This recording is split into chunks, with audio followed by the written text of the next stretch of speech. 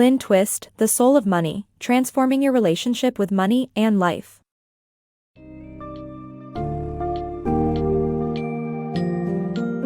Dive into the summary of The Soul of Money, Transforming Your Relationship with Money and Life by Lynne Twist, to explore the relationship between money, personal values, and the idea of scarcity versus sufficiency. Learn how we can change the way we think, talk, and engage with money, transforming it from a controlling force to a tool that can inspire change and spread goodwill. The book encourages a shift from a scarcity mindset to an understanding of a sufficiency that acknowledges our interconnectedness and empowers us to make a positive impact in the world.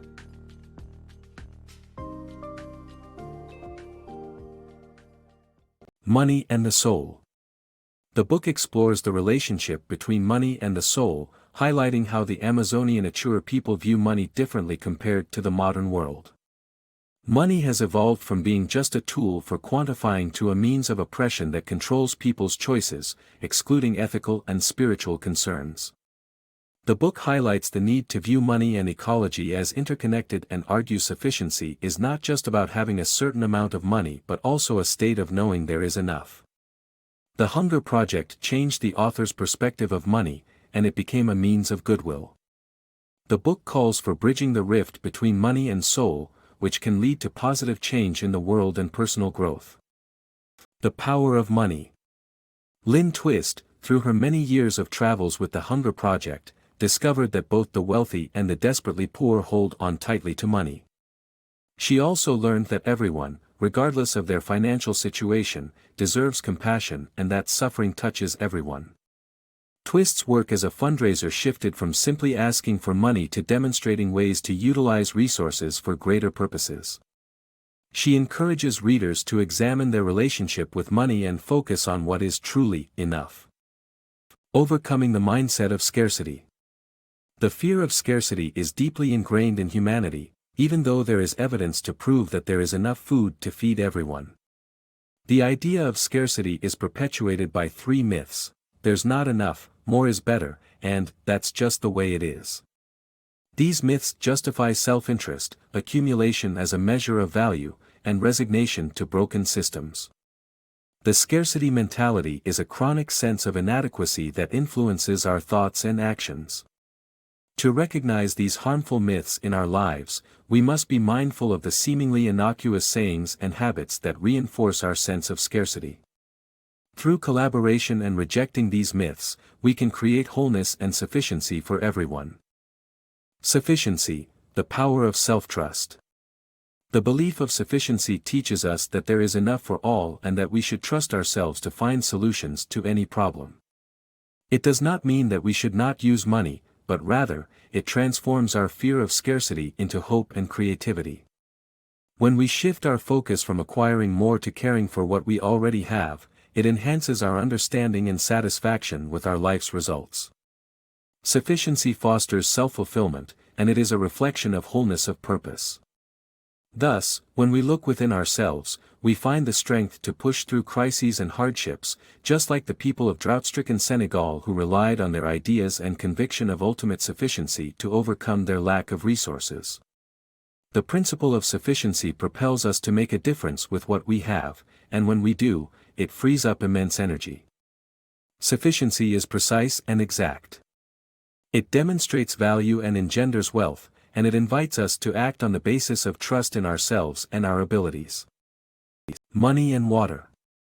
Money is similar to water in that it can stagnate if not allocated properly.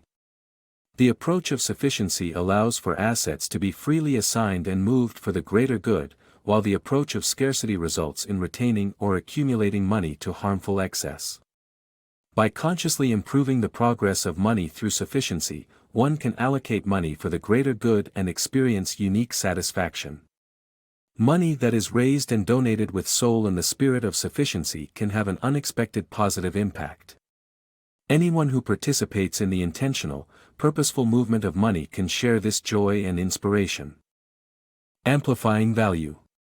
Investing in a cause or purpose amplifies its value, just like how investing money increases its worth. This book emphasizes that money is a conduit for intentions, and how giving attention and encouragement to financial returns can enhance their power. The author shares a remarkable story of 7 men in a Bangladeshi village who led their community of 18,000 people to transform barren land into a thriving farming and training center.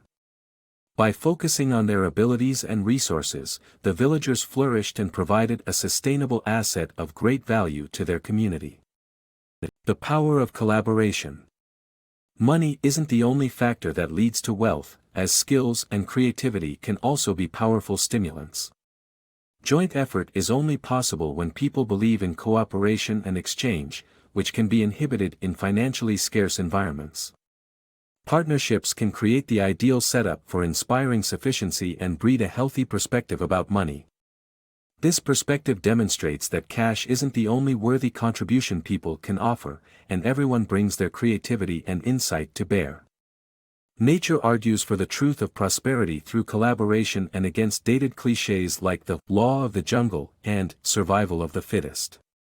Ethical collaboration remains essential for charities to fulfill their worthy objectives. The positive power of money. The Achua people of Ecuador's rainforest have a shamanic teaching that the world is as you dream it. They believe you can change your dreams, not just your reality. By seeing money as the currency of love and conduit of commitment, those stuck in mindless acquisition can shift their vision. However, separating from the popular consensus on money can create isolation, so breaking the silence on money, especially with younger generations, can reclaim its positive power for everyone.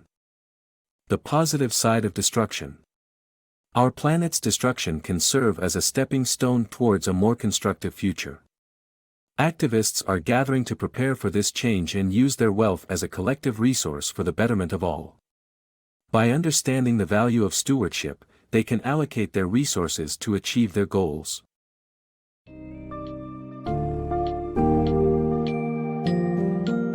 In conclusion, The Soul of Money dismantles the fear-based scarcity mindset, encouraging a shift towards sufficiency where we recognize that enough exists for all.